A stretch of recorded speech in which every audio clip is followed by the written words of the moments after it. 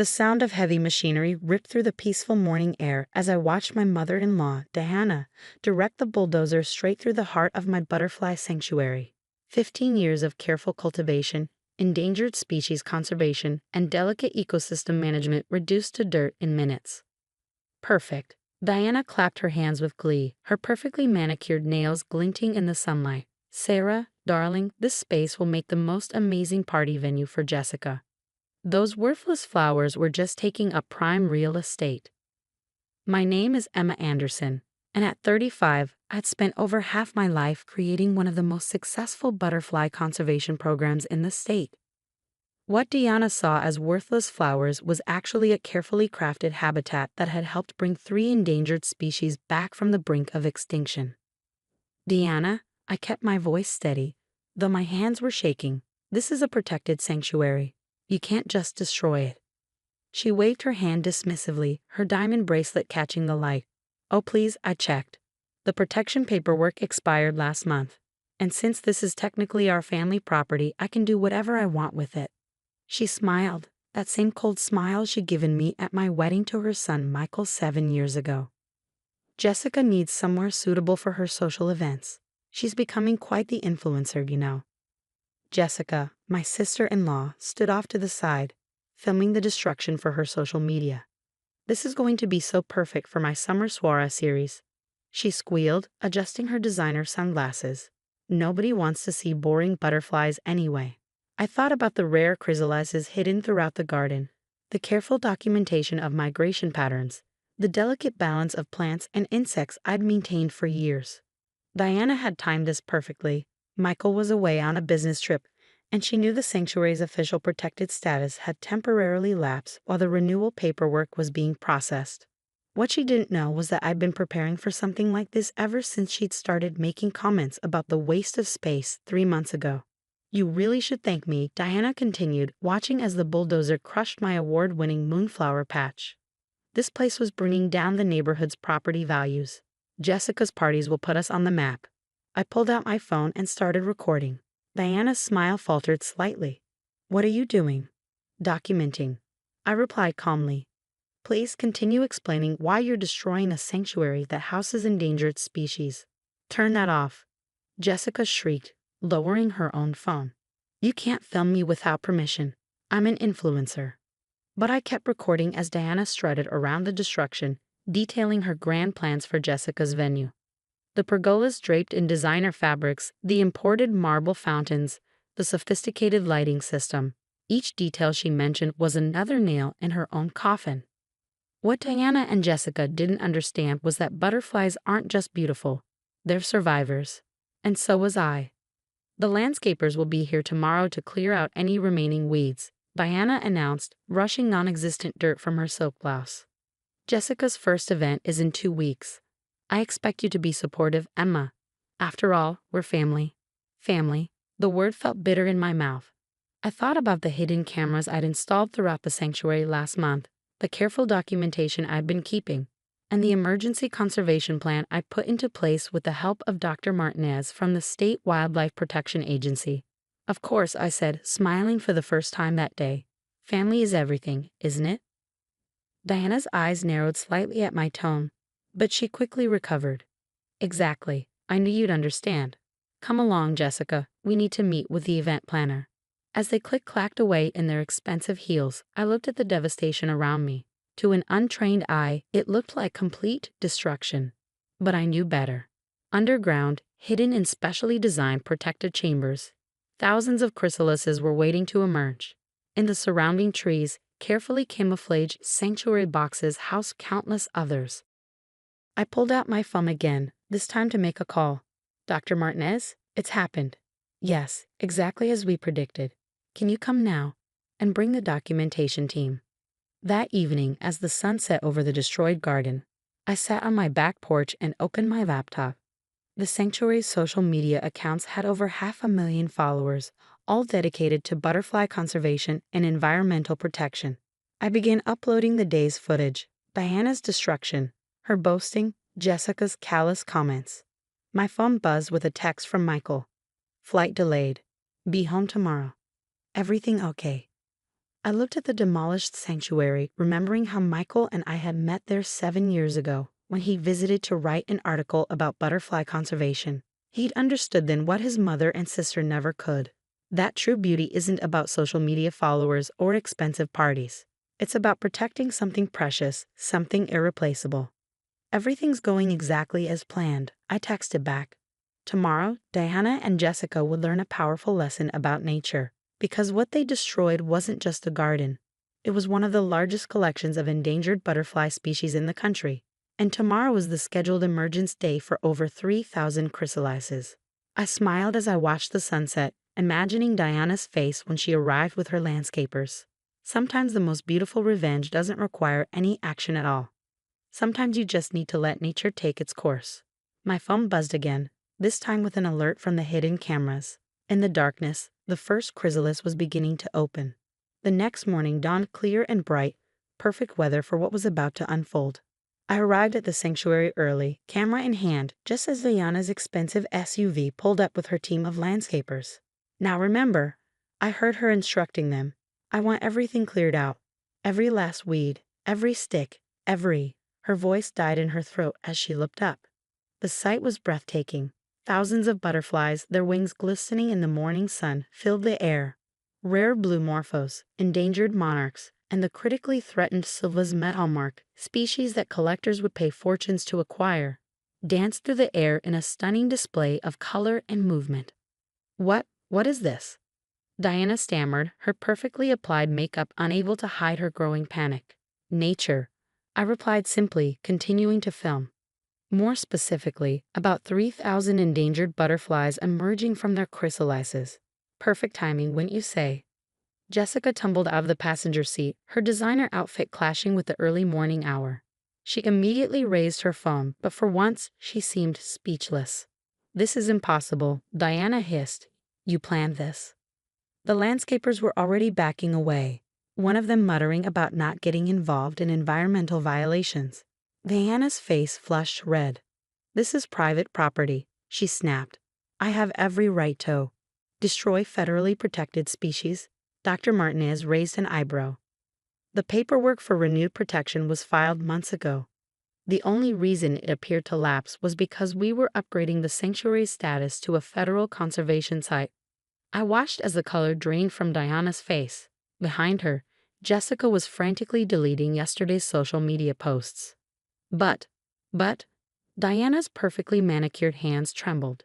This is family property, my sin. Actually, I interrupted quietly. Michael and I transferred ownership of this property to the Conservation Trust last month. He agreed it was the best way to protect the sanctuary's future. The look of betrayal on Diana's face would have been comical if it weren't so sad.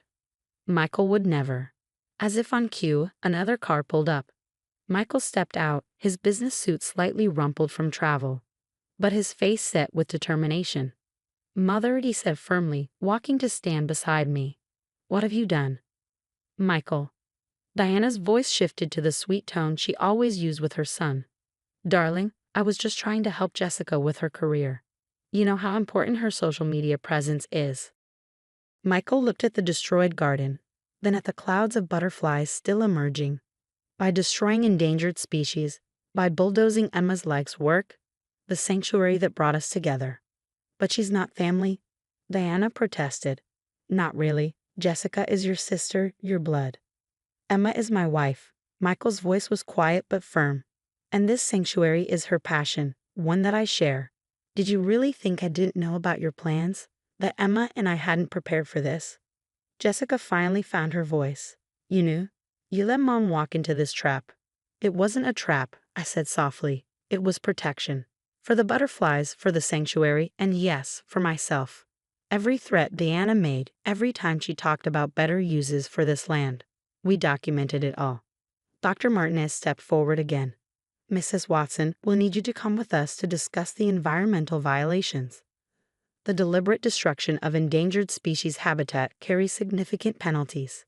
Diana's perfectly composed facade finally cracked. But what about Jessica's parties? Her influencer career? I suggest, Michael said, that Jessica finds a venue that doesn't involve destroying protected species. As the wildlife protection team led Diana away for questioning, Jessica trailed behind them, still frantically working on her phone. I heard her muttering about damage control and losing followers. Michael turned to me, pulling me into a tight embrace. "I'm so sorry I couldn't be here yesterday, but you handled it perfectly." I leaned into his embrace, watching as more butterflies continued to emerge. "We did what we had to do. Your mother never understood that some things are worth more than social status." Speaking of worth, Dr. Martinez interrupted gently with the sanctuary's new federal status. "You'll be eligible for additional funding. The emerging butterflies have already attracted national attention." She was right. News vans were starting to arrive, drawn by the spectacular sight of thousands of rare butterflies filling the morning sky. The destruction Diana had wreaked had inadvertently created the perfect staging ground for their emergence, making the spectacle even more dramatic. "Maybe some good will come from this after all," I mused, watching as a particularly beautiful blue morpho landed on what remained of my moonflower patch. Already, I could see tiny shoots of green pushing through the disturbed soil. Michael squeezed my hand. Nature finds a way. As the morning progressed, visitors began to arrive, drawn by the incredible sight. Where Diana had envisioned expensive parties, something far more valuable was taking place. People connecting with nature, learning about conservation, understanding the importance of protecting these delicate species. I smiled, remembering Diana's words from yesterday. Nobody wants to see boring butterflies anyway. The growing crowd of amazed onlookers proved just how wrong she'd been. Sometimes the most beautiful revenge isn't destruction at all. It's creation, protection, and letting nature show its own power. The sanctuary would rebuild stronger than before. And maybe, just maybe, Diana would learn something from all this. Though judging by the legal papers Dr. Martinez was preparing, her first lessons would be about environmental law. Part 3. 6 months later, the butterfly sanctuary had transformed in ways I never could have imagined. The destruction Diana caused had actually created new opportunities for growth. Where her bulldozers had torn through my carefully planned gardens, we built enhanced breeding habitats. The cleared space allowed us to implement improved protection systems and create educational areas for visitors. And here, I explained to a group of wide-eyed schoolchildren, is where our newest species made its home. I gestured to a flowering section where brilliant violet wings fluttered among the blooms. They chose this spot all on their own. "Just like magic," one little girl exclaimed, her face full of wonder. It wasn't magic, but it was pretty close. The sanctuary had not only recovered but thrived. Our visitor numbers had quadrupled, and 3 more endangered species had successfully bred in our protected environment. The federal funding Dr. Martinez helped secure had turned this space into a leading conservation center. Diana, meanwhile, had faced her own transformations. The environmental violations came with hefty fines and mandatory community service hours. In an ironic twist that even I couldn't have planned, the judge assigned her to work in butterfly garden rehabilitation programs. "Mrs. Watson," I heard one of the conservation officers call out, "those milkweed plants need to be spaced further apart." I turned to see Diana, dressed in decidedly undesigner gardening clothes, carefully repositioning plants under supervision. The past months had changed her appearance. Her perfectly manicured nails were now often dirt-stained, and her expensive highlights had grown out. She caught my eye briefly before looking away. We hadn't spoken directly since that morning 6 months ago, but I'd seen subtle changes in her behavior. Last week, I'd overheard her explaining to another community service worker why certain plants were essential for butterfly breeding. She'd actually gotten it right. Jessica had undergone her own transformation. After her followers criticized her role in destroying endangered species, she'd surprisingly pivoted her social media presence. Her latest posts focused on environmental awareness, though I suspected this was more about image rehabilitation than genuine change. Still, any positive influence was welcome. "Emma?" Michael's voice pulled me from my thoughts. He joined me as the school group moved to the next station. "The Conservation Board just called. They've approved our expansion proposal." I smiled, squeezing his hand. The expansion would allow us to protect an additional 20 acres of land, creating one of the largest butterfly conservation areas in the country. Perfect timing. The new species are going to need more space. Speaking of space, he hesitated, glancing toward his mother. Mom asked if she could continue volunteering here after her community service ends. I raised my eyebrows, surprised. Diana had never shown any interest in actual conservation work before her mandatory service. Really? She said working with the butterflies has been therapeutic. Michael shrugged. I think she finally understands what you've been trying to create here. As if to emphasize his point, a massive blue morpho butterfly landed on Diana's shoulder as she worked, instead of shrieking or shooing it away as she once would have. She carefully paused her work until it chose to fly off. Well, I said thoughtfully, we could always use experienced volunteers who understand the importance of protection and conservation. The sanctuary had taught me many lessons over the years, but perhaps the most important was that transformation, like the metamorphosis of a butterfly, takes time and the right conditions. Diana's attempt to destroy this place had instead forced her to understand its value. Later that afternoon, as the sun began to set, I found Diana still working in the garden. She looked up as I approached, her face uncertain. The black swallowtail seemed to prefer this section, she said quietly, gesturing to the plants she'd been tending. I've been keeping track of their patterns. I nodded, noting how healthy the plants looked under her care. They're very particular about their habitat. You've done good work here.